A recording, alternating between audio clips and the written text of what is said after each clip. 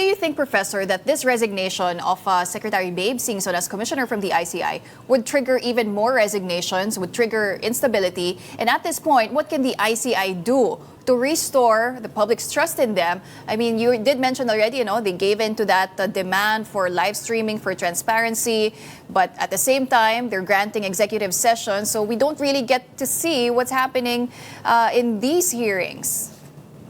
Right. I think one grievance of Secretary Singson is that they've become the institution to blame for this entire like they're the ones that are being made accountable for this accountability campaign or crusade, which is, I think, a bit unfair, because let's remember that this commission, while it's called independent, was only created by an executive order and has no binding powers in order to really get to the bottom of this. What is needed? I also think that the ICI operates on, for me, a very sinister legal system.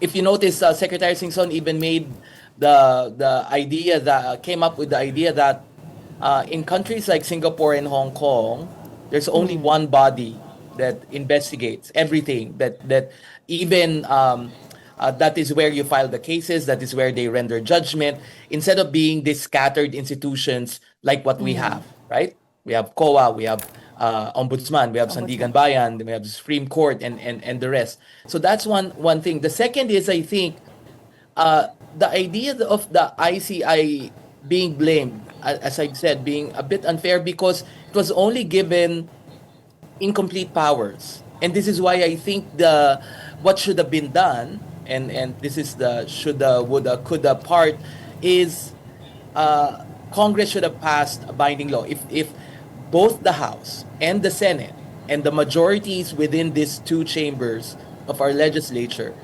whose members are being implicated, allegedly, if the entire institution, both institutions, are really serious about investigating this, they would have thrown their weight and lent support, because there are pending bills on really establishing an independent commission that is not only independent, but more importantly, empowered and capacitated to really do the work that is necessary for this accountability campaign to succeed.